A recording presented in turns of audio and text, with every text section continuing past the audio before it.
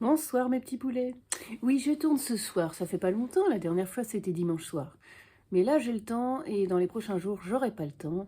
Je pars en vacances dimanche pour Chambéry avec Aurore chez mes parents pendant que monsieur mon époux aura son tour de travail puisque moi cette semaine c'est moi qui travaillais.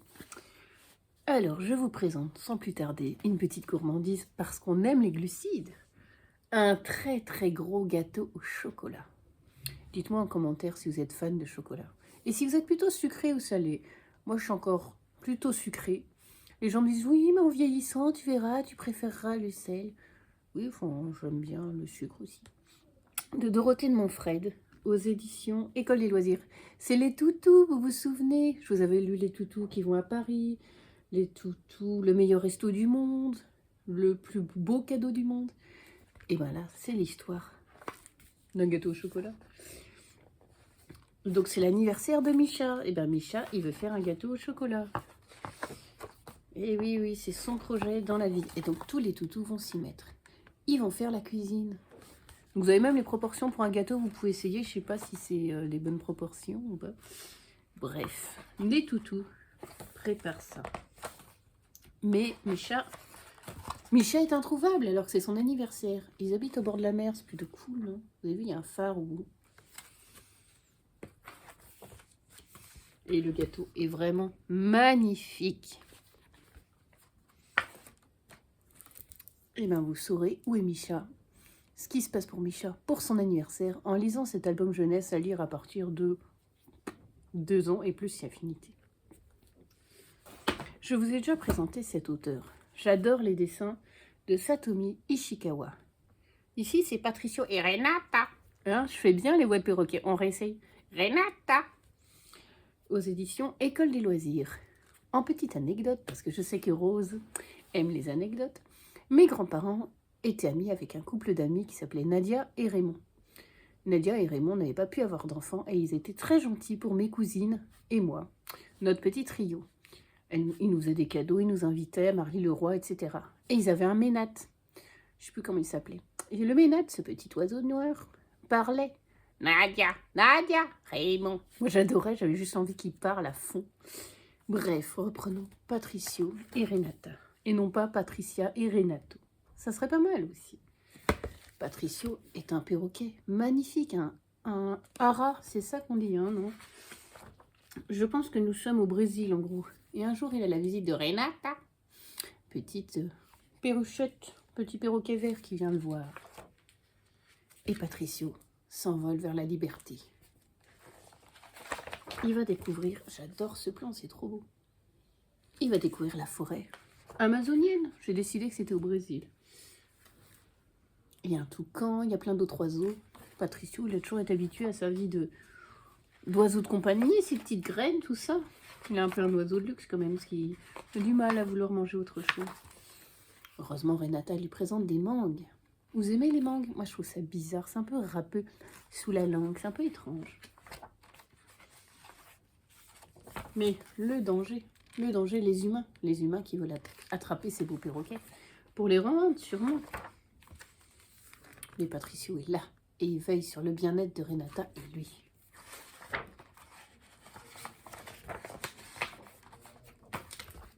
On finit par un magnifique coucher de soleil de nos 2 oiseaux préférés.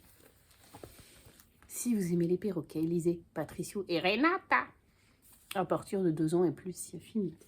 Alors, j'ai pas beaucoup d'albums jeunesse à vous présenter puisque Aurore est en vacances. Du coup, j'ai pas pris de nouveaux albums. Si, quelques-uns, mais bon, comme je les ai pas encore lus avec elle, je vous les présenterai quand je l'aurai lu avec elle.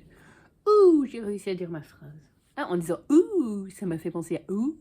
À quoi? Ouh, The Mask. Vous avez vu ce film avec Jim Carrey? Est-ce que vous avez vu qu'aux César, là, je confonds toujours Oscar, c'est américain, César, c'est français. À la cérémonie des Césars, la cérémonie du cinéma, en France, il y a toujours un invité d'honneur. Et cette année, c'était Jim Carrey.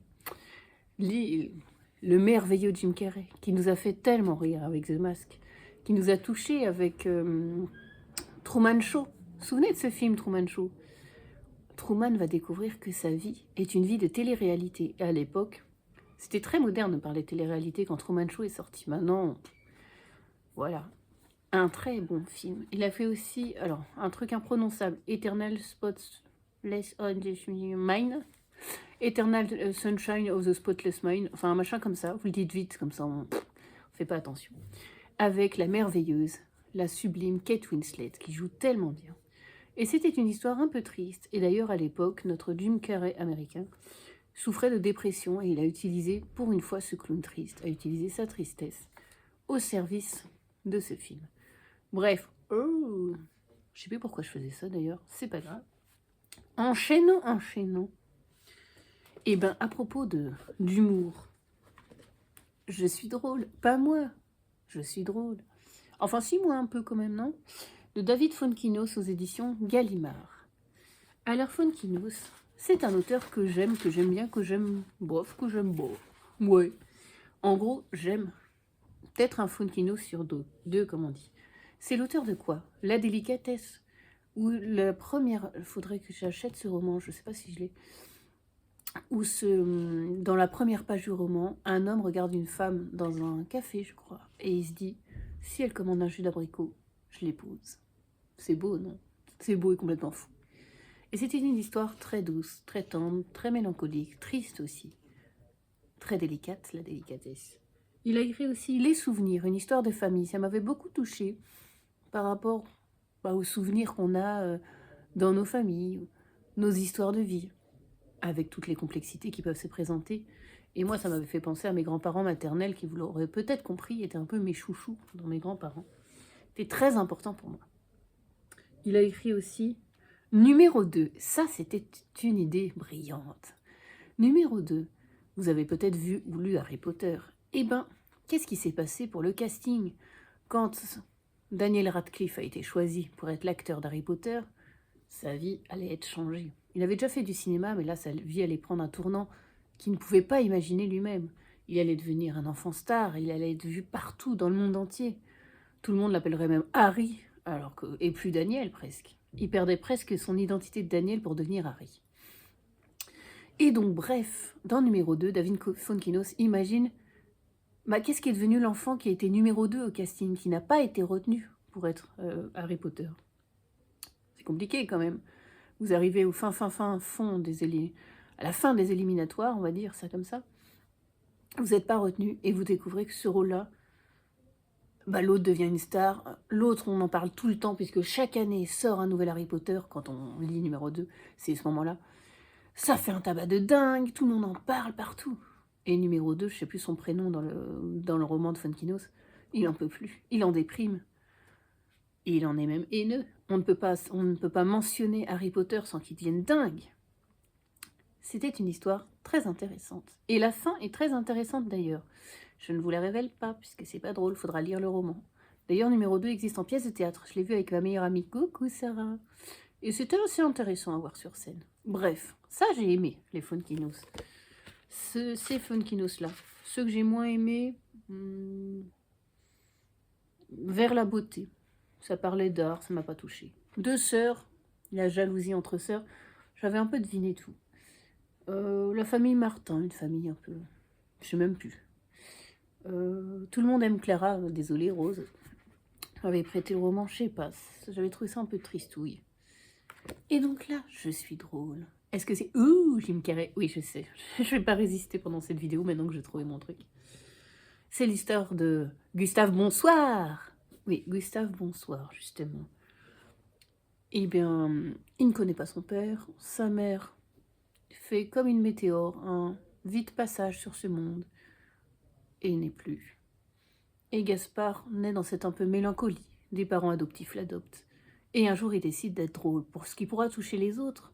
Et donc, ça va être son projet de vie. Je veux être drôle, quoi. Seul problème, il ne l'est pas. Il fait des stand-up.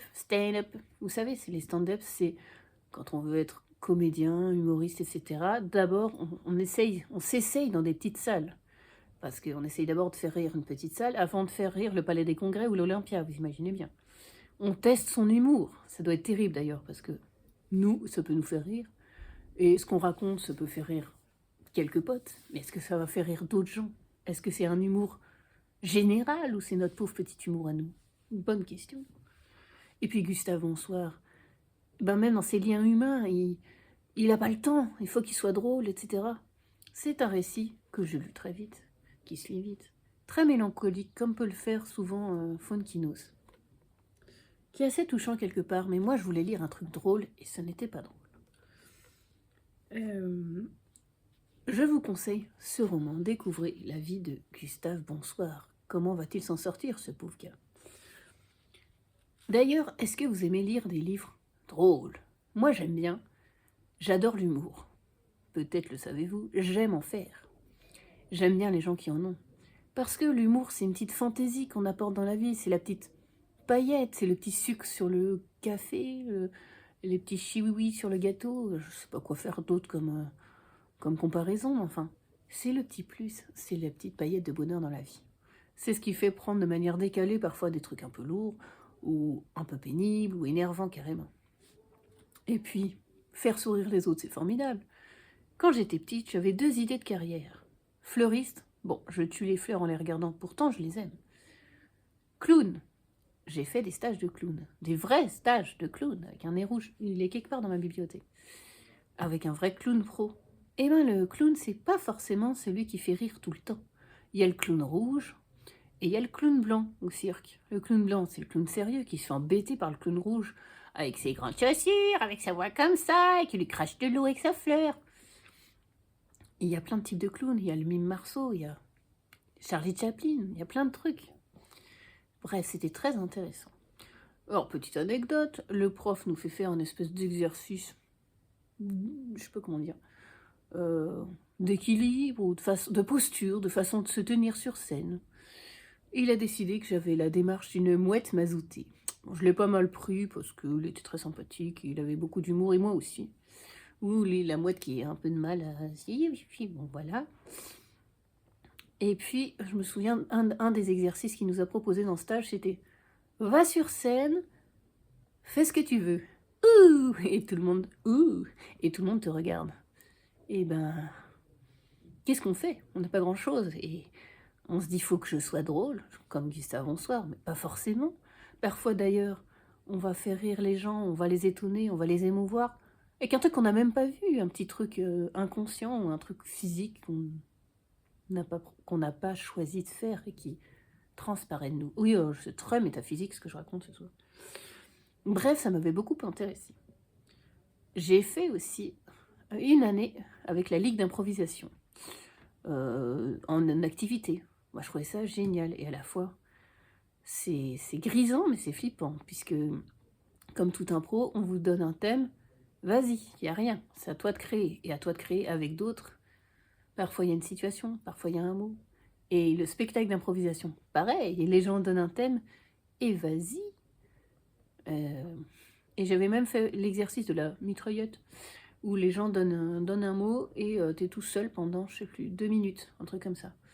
Et on m'avait donné un truc genre métaphysique, le mot, mais... En fait, quand vous faites de l'impro ou du théâtre, si on vous donne un mot basique comme fourchette, vous savez toujours quoi faire. Il y a plein de trucs à faire avec une fourchette, vous êtes au restaurant, vous vous coiffez comme la petite sirène avec une fourchette, vous jouez avec, j'en sais rien. Mais métaphysique, c'est une notion conceptuelle. Du coup, le prof nous avait dit à l'avance, quand vous faites un exercice comme ça, vous n'avez pas d'idée, vous pouvez vous raccrocher à quelque chose. Par exemple, vous dites, j'adore jouer les personnages, je sais pas, de flics, de mecs énervés. Moi, j'adore faire les personnages de mamie. Je trouve ça génial, c'est drôle.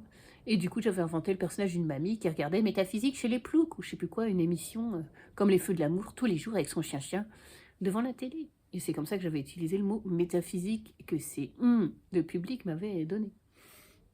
Bref, j'aimerais bien en refaire un, Sarah. On s'est dit qu'on referait peut-être ça à la rentrée ou un de ces 4. Des livres drôles, on disait. Eh ben, c'est pas facile de trouver des livres drôles. Il y a des feel-good, mais le feel-good, c'est plutôt pour se sentir bien. C'est plutôt des livres tranquilles. Mais des livres qui nous font rire, ça... Je vous en ai référencé quelques-uns parce que je suis une brave poire. Une brave pomme. 5 fruits et légumes par jour, n'oubliez pas. Maudit Karma, de David Safier, auteur allemand. Maudit Karma, c'est l'histoire de je ne sais plus son nom. Une femme qui, je crois, se fait écraser, enfin qui meurt, enfin un truc terrible. Mais bon, c'est pas dramatique, nous sommes dans un livre drôle. Et elle comprend qu'elle est réincarnée en fourmi. Génial, hein, une fourmi. Non, enfin, il faut que plus elle progresse dans son karma, plus elle progressera, plus elle sera réincarnée en animal plus important, et enfin en humain. Et ben, c'est pas gagné. C'était très drôle, je vous conseille. La Reine d'électrice de Alan Bennett, auteur anglais. Humour anglais. Tu vois, les Anglais ont un humour anglais. Qu'est-ce que l'humour anglais? Je vous laisse réfléchir et me rendre votre copie dans 3 heures. Dans La Reine d'électrice, nous sommes avec la reine Elisabeth II, feu la reine, qui un jour, si je me souviens bien d'un tout petit bouquin comme ça, découvre la lecture et puis elle se dit « Mais zut, flûte mes occupations professionnelles, de devoirs monarchiques, toutes ces obligations, machin, ça me gonfle, moi ce que je veux c'est lire, et zut. » C'est très drôle. Que va faire le royaume si la reine se met à lire et en oublie ses obligations? Pourquoi j'ai mangé mon père? Bonne question. De Roy Levis, auteur américain, je crois. Nous sommes à la préhistoire, nous sommes avec je ne sais plus son nom. Oui, j'ai du mal à retenir les noms des personnages, ne m'en voulez pas. Et ce personnage-là, il en peut plus de son père, parce que son père, dans la communauté, on dit, oui, dans leur groupe là, préhistorique, il a toujours des idées brillantes, mais des idées dangereuses, donc des idées où, limite, il risque de se faire manger par les mammouths. Après, la fois d'après, il a une autre idée brillante d'invention, et c'est la catastrophe. Et donc, du coup, le fils, bah, en fait, il a envie que son père disparaisse, se fasse manger ou le mange. Enfin bon, s'arrange quand on est à la préhistoire. Je vous recommande ce livre. Je crois qu'il a été adapté aussi avec Jamel Debbouze. J'ai pas vu l'adaptation, mais ça avait l'air un peu too much, moins drôle. Demain j'arrête, de Gilles Le Gardinier. Demain j'arrête, peut-être vous vous souvenez de cette couverture, à l'époque c'était un chat avec un bonnet péruvien. Et c'était moche, c'était kitsch. Et en fait ça a attiré l'œil de plein de gens qui se sont dit « C'est quoi ce truc, c'est ce livre de chat kitsch ?» Ils ont acheté. Et Demain j'arrête, c'est vraiment une histoire, j'allais dire, de chicklit, de chicken littérature, littérature de poulette, chicken poulet. Vous avez vu, hein, je vous traduis bien. Et en gros, c'est l'histoire d'une jeune femme où il arrive plein de maladroite, il arrive plein de catastrophes, et puis l'amour, les aventures et tout. Et quand je l'avais lu, je m'étais dit, c'est génial, c'est vraiment bien pensé par un cerveau féminin. Non, pardon, c'est écrit par Gilles Le Gardinier, c'est un homme. Du coup, j'avais trouvé ça encore plus drôle qu'un homme arrive à écrire un truc de poulette, comme on dit, de littérature de... Pas de bonne femme, parce que ça c'est négatif, mais... La chiclite légère et tranquille. Après, il a écrit Complètement cramé, qui se passe dans un château, avec un majordome, etc. Avec un chat moche, une couverture verte. Et là, récemment, j'étais à la banque de prêt, à la bibliothèque. La banque de prêt, c'est le bureau pour accueillir le public. Et je vois sur un présentoir au loin, avec mes yeux de taupe modèle, des chats, des chiens, une couverture mais immonde. Et je me dis, ah, ça serait peut-être Gilles Le Gardinier. Quand j'ai un petit moment, je m'approche, et oui. Je pense que Gilles Le Gardinier s'est dit, en fait, ça a fait vendre mes bouquins, le chat moche du début. C'est un peu ma marque de fabrique, finalement. Bah, l'éditeur a raison. Du coup, maintenant, ça nous attire l'œil, on a envie. Bref, si vous voulez lire des trucs détente, Gilles Le Gardinier, c'est un bon auteur. Dites-moi en commentaire si vous avez des livres drôles à me conseiller. Si j'en trouve d'autres, je vous en mettrai en commentaire, bien sûr. Bref, tout ça pour dire « Je suis drôle » de David Founkinos. Aucun rapport. Une brique. Oui, vraiment une brique, puisque cette brique fait plus de 550 pages. Le rêve de Frida, la saga des Halleurs de Anne Jacobs, aux éditions Charleston. Coucou les vilaines. Les vilaines, c'est une mère et sa fille qui font une chaîne YouTube. Et c'est Vinciane et c'est Mylène, c'est les vilaines. J'aime beaucoup leurs vidéos, que je regarde tous les dimanches à 18 h si ça vous intéresse. Je les salue, si elles regardent ma vidéo. Et elles ont parlé de ce livre-là dans leur dernière vidéo dimanche dernier. Et moi, j'aime beaucoup les sagas et j'avais réservé ce livre à la bibliothèque. Déjà, soyons superficiels, j'adore cette robe à fleurs, ça m'irait très bien. Oui, je crois que j'aurais dû naître dans les années 20 en fait, j'adore leur tenue. Je vous ai pas parlé de ma tenue. Est-ce que vous voyez les paillettes? C'est un peu le haut, vous savez, comme si j'avais un haut de patinage artistique. J'ai acheté un pull rouge, bleu, et un vert comme ça, avec des espèces de brillances. Bon, là, ça se voit moins bien, mais... Bref, nous sommes avec Marthe Haller, qui est veuve, qui élève ses 3 filles, Herta, Ida et Frida. Arrêtons-nous tout de suite. Herta, pour moi, c'est une marque de saucisse.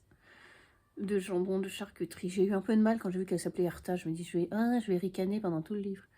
Heureusement, on parle pas trop de Herta dans ce roman-là, donc bon, j'ai moins ricané. Ida et Frida, et elle tient une petite boutique à Dingelbach. Oui, à l'allemande. Nous sommes dans les années 20. Déjà, être une veuve qui tient une boutique et élève 3 filles, c'est pas simple. Surtout dans un petit village où les potins font légion. Ça se dit pas du tout, c'est pas grave. En gros, tout le monde parle de tout le monde dans ce petit village-là. On sait tout. Ici, c'est le rêve de Frida. Je pense qu'il y aura, ce sera une trilogie, j'imagine, un roman par fille. Frida, Ida, Herta. Et Frida, son rêve, c'est de faire du théâtre. Sauf que pour elle, sa mère, c'est non, on fait pas du théâtre dans les années 20, c'est complètement déplacé, c'est de mauvais goût. Entre guillemets, on fait un bon mariage, on tient sa famille, éventuellement on bosse un peu s'il le faut, mais voilà quoi, le théâtre c'est vraiment, c'est complètement déplacé. Et dans ce roman, on ne parle pas que de Frida, on parle de plein d'autres personnages. On parle d'Elga, Elga est mariée à Otto, mais en fait Elga elle est amoureuse de quelqu'un d'autre. Elle a fait un mariage de raison et finalement l'amour a toqué à sa porte. Après, compliqué. On parle de la violence domestique. Certaines femmes dans ce village se font battre par leur mari. Et à cette époque-là, et malheureusement encore beaucoup maintenant, la violence domestique a lieu. Encore beaucoup maintenant, désolé de l'expression. Souvent, maintenant on le mentionne plus, il y a quand même je sais pas combien de femmes qui meurent par an sous les coups de leurs compagnons, c'est quand même dramatique. Et à cette époque-là, en plus, les hommes ont tous les droits, c'est-à-dire que Helga, elle a un fils. Et puis Helga subit de la violence de la part de son mari, et si elle part, eh ben, elle n'a pas la garde de son fils. À cette époque-là, c'est pas possible, c'est le mari qui a tous les droits. Et entre guillemets même de battre sa femme s'il estime que c'est nécessaire. Compliqué. Comment faire? Et puis, on parle de plein de choses différentes, de la petite boutique tenue par la mère, le petit commerce. On a l'impression que c'est une épicerie, donc les gens viennent acheter 3 trucs dont ils ont besoin, en même temps ils papotent, ils donnent des nouvelles, etc. Blablabla. J'ai beaucoup aimé ce roman, qui fait donc 550 pages environ, qui est le premier tome d'une saga. J'aime les sagas, j'aime les livres de mamie. Je dis les livres de mamie parce que souvent on trouve un peu que les sagas familiales comme ça, c'est des livres de mamie. Et ben c'est pas grave, moi j'aime beaucoup. En saga, je vous conseille, si vous cherchez des idées de saga, Les 7 sœurs de Lucinda Riley. C'est l'histoire de Pa Salt. Il s'appelle Pa, non, je sais pas, ou Salt, je sais plus. Bref, de Pa Salt qui a adopté 7 filles, 7 sœurs. Marjolaine. Et donc chaque sœur découvre le pays d'où elle est origine. Bref, where she come from, vous avez compris, d'où elle vient. Ça va mieux. La première, c'est le Brésil, il y en a une autre, c'est l'Espagne, l'autre, c'est l'Irlande, l'autre, c'est l'Afrique, l'autre, c'est je ne sais plus. Et donc dans chaque tome, on suit une fille différente, on suit son origine, et on suit une histoire dans le passé de, entre guillemets, une de ses ancêtres, etc., etc. Et dans le dernier tome, le pavé que j'ai à lire, oui, mamie Coco, je le sais, faut que je le lise, je te l'ai emprunté, c'est pas Salt sur le père. Pourquoi a-t-il adopté ses filles, etc., etc. Bref, si vous aimez les sagas, Les 7 sœurs de Lucinda Riley. La Villa aux étoffes d'Anne Jacobs, c'est une autrice qui a écrit beaucoup de sagas. Et elle écrit dans La Villa aux étoffes, ça se passe en Allemagne aussi, donc c'est intéressant parce qu'on a peu de romans qui se passent du côté allemand. Souvent Downton Abbey en Angleterre. Qu'est-ce qu'on a d'autre? On a des sagas irlandaises comme Fille d'Irlande, la saga des Deveril de je sais plus quoi, Montefiore, une italienne. L'amie prodigieuse d'Elena Ferrante, ça se passe à Naples, en Italie. Le chant des Highlands de Sarah Lark, oui, Sarah Lark, avec un K à la fin, écrit beaucoup de sagas. Donc, le chant des Highlands, c'est en Écosse. Et souvent, elle écrit des sagas où c'est des femmes qui migrent d'Angleterre, par exemple, pour des nouvelles contrées à l'époque. La Nouvelle-Zélande, l'Australie, qui doivent tout créer dans cet univers où elles pensent soit se marier avec quelqu'un du coin, enfin, ils se connaissent pas, c'est un nouveau monde, c'est une nouvelle vie, c'est autre chose. Des destinées. Et là, ça donne envie de chanter. Et oui, vous pouvez chanter derrière votre écran. La chanson du Splendide. Destinée, on était tous les deux destinés. C'est dans Le Père Noël est une ordure, je crois. Oui, je sais, vous aimez mes références musicales. Bref, j'ai beaucoup aimé ce tome, parce qu'il se passe plein de choses. Ça introduit le contexte, l'histoire, les personnages. Et j'attends le tome 2 qui est déjà sorti, puisque je pense qu'on suivra, je crois que cette fois-ci on suit Ida. On verra son destin et on aura la suite des aventures des autres personnages secondaires, entre guillemets. C'est un peu comme une pièce de théâtre. On s'apaise une brique, je vais poser ça. Petite pause goodies. Oui. Pas beaucoup. Cozy Bibliothèque de Chrissy Lowe. Je remercie Pops Pauline qui m'a offert ce coloriage. Alors, c'est très gentil parce que j'adore les coloriages. Et il y a des citations d'auteurs. Je vais y arriver sur la lecture. La lecture d'un roman jette sur la vie une lumière. Louis Aragon. Une autre. Inspiré par l'amour, tout le monde devient poète. Platon. On sait bien que les contes de fées, c'est la seule vérité de la vie. Antoine de Saint-Exupéry. La lecture agrandit l'âme et un ami éclairé la console. Voltaire. Enfin, chaque fois, vous avez la citation. Et après, vous avez le coloriage. Alors, j'avoue que le coloriage, c'est quand même ultra exigeant. Là, encore, ça va.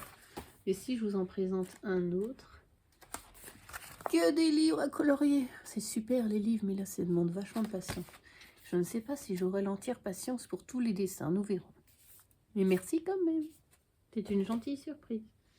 Une crème hydratante, ça fait longtemps. Repair and care en hiver. Réparation et soins. Visage, corps, main. Comme s'ils allaient mettre aussi tête, oreille, cou, cheveux. Enfin, vous avez qu'à dire pour tout, puis ça sera mieux. Hein. Voilà, 400 ml. Nivea, une valeur sûre. Et maintenant, oui, je crois que je vous avais déjà présenté cette addiction, c'est pas grave. L'eau pétillante, saveur citron ou citron vert. Voilà, qu'on trouve dans tous les supermarchés.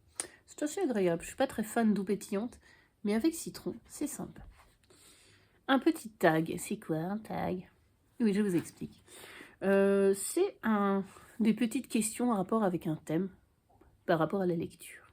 Celui-là, c'est le tag thé que j'ai vu sur la chaîne de Margot Liseuse. Alors, à chaque fois, il y a un nom de thé. Vous pouvez noter les questions et vous y répondrez en commentaire si vous le souhaitez. En même temps que moi, ou vous me direz vos réponses. English Breakfast. Admirez mon accent. Un livre que tout le monde t'a recommandé et que t'as fini par lire. La femme de ménage de Freda McFadden. Je l'ai vu tellement partout, on en parlait partout, qu'il fallait que je le lise. Je vous en ai parlé. Et puis moi. Earl Grey. Un livre sombre qui t'a laissé une forte impression, même après l'avoir fini. Fauve de Melissa d'Acosta, je vous en ai parlé, sur le monde du cirque, sur la violence, sur est-on prédestiné à reproduire le schéma de sa famille, sur le monde du cirque, les animaux sauvages, le spectacle The Show Must Go On, etc. Rooibos, un livre qui t'a fait découvrir un autre pays. C'est les livres dont je vous parle souvent, d'ailleurs j'en ai un à lire pour mes vacances, de Marjane Kamali sur l'Iran. Un thé à Téhéran, les lionnes persanes, et là je vais lire La librairie de Téhéran. Chai, un livre de Tapal que tu es sûr d'aimer avant même de l'avoir lu. Eh ben, un livre des éditions Charleston. J'aime tous leurs livres, en gros. Ceux que j'emprunte, ou que j'achète, ou qu'on me prête. Darjeeling, une pépite que tu aimes tellement que tu la recommandes à tout le monde. Alors, il y a un moment, je recommandais à tout le monde Le Chant des écrevisses, n'est-ce pas, Rose? Maintenant, c'est des livres de Taylor Jenkins Reid. Oui, je suis désolée, la lumière est pourrie, mais bon.